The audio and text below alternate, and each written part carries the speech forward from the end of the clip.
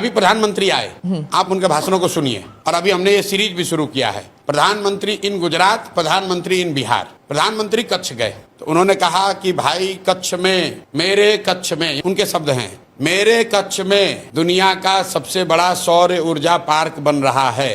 प्रधानमंत्री आए मधुबनी, उन्होंने कहा बिहारियों को, 9 करोड़ बिहारियों को 4 किलो अनाज देने की गारंटी है, ये मोदी की गारंटी है। भाई 4 किलो अनाज तो पूरे देश में बांटा जा रहा है। मोदी जी का एक भाषण हमको दिखाइए आप गुजरात में जहां उन्होंने ये बात कही हो कि हम 4 किलो अनाज दे रहे हैं। तो भाई जब आप गुजरात में जाते हैं तो आप बात कर रहे हैं गिफ्ट सिटी का, आप बात कर रहे हैं सोलर पार्क का, आप बात कर रहे हैं इन्वेस्टमेंट समिट का, आप बात कर रहे हैं कि गुजरात जब 75 साल का होगा तो वो कैसा दिखेगा। और जब आप बिहार में आते हैं तो आप कहते हैं हम आपको 4 किलो अनाज दे रहे हैं, हमने अयोध्या में मंदिर बना दी, हमने पाकिस्तान को 4 टुकड़ों में बांट दिया। अरे भाई बिहार को भी तो बताओ। फिर आप कह रहे हैं इंडस्ट्री चाहिए नहीं, हमें जरूरत ही नहीं है इंडस्ट्री। बिल्कुल इंडस्ट्री, हमने ये नहीं कहा कि नहीं चाहिए। आप बात नहीं समझे। हमारी प्रायोरिटी क्या है? हमारी पहली प्रायोरिटी है कि मुझे यहाँ से पूंजी का पलायन रोकना है। मेरी दूसरी प्रायोरिटी है कि जब मैं पूंजी का पलायन रोकूं तो उससे जो यहाँ ब्रेन ड्रेन हो रहा है, जो काबिल लोग हैं, कैपेबल लोग हैं, जिसकी आप चर्चा कर रहे हैं। 400 रुपए आप कह रहे थे, 400 रुपए में वो अनाज भी खरीद रही है। अब मोदी जी जब कह रहे हैं कि अनाज देंगे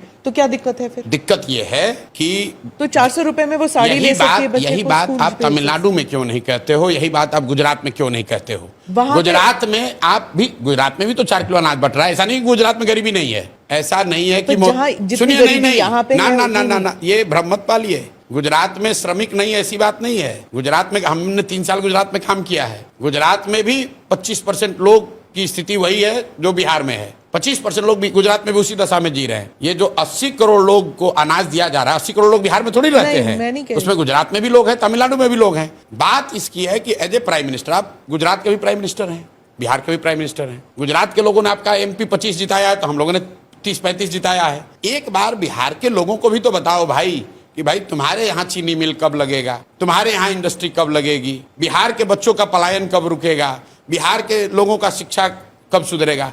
बिहार में आप वो बात ही क्यों नहीं करते? काम नहीं कर पाए वो छोड़िए, उसका बात भी नहीं कर रहे हो क्योंकि ये प्री नोशन है कि बिहारियों को क्या चाहिए भाई, 4 किलो अनाज दो।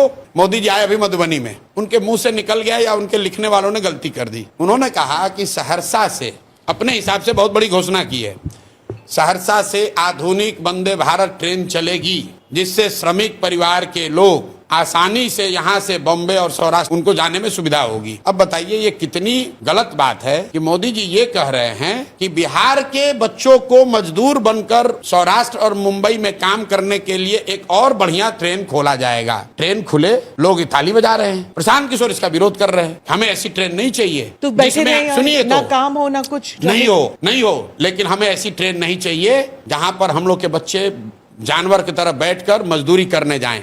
अब आप कहिए कि यहीं बैठा रहे, तो अंग्रेजों ने भी यही कहा कि तुम लोग यहाँ खाए बगैर मर रहे हो, हमारे साथ चलो मॉरिशस में चल के एक मसाला का खेती करो। तो क्या वो हम लोग का भला कर रहे थे? आप मोदी जी का भाषण सुनाइए जब वो गुजरात में ये कहे कि भाई गुजरात से श्रमिक परिवारों के लिए आधुनिक वंदे भारत ट्रेन चलेगी जहां से कि आप बॉम्बे में जाकर काम कीजिएगा, चाहे मनमोहन सिंह जी हो या मोदी जी हो।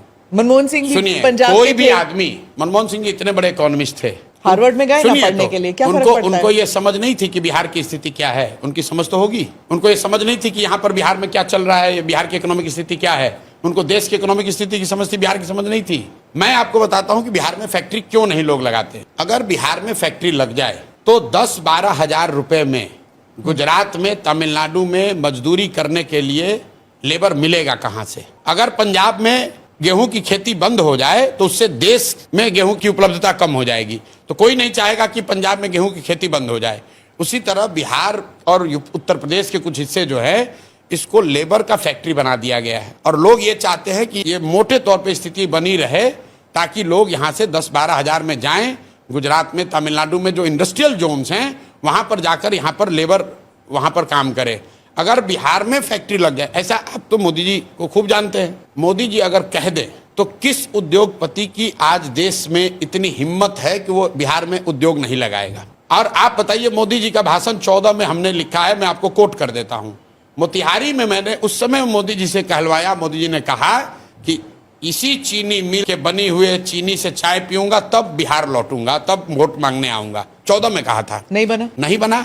अरे भैया, मोतिहारी चीनी मिल का जमीन एक एक टुकड़ा बांट दिया गया, बेच दिया गया, और खरीदने वाले आधे से ज्यादा भाजपाई हैं। आपके कैमरे पर कह रहा हूं, फिर कहेगा कि मानहानि का दावा करेंगे।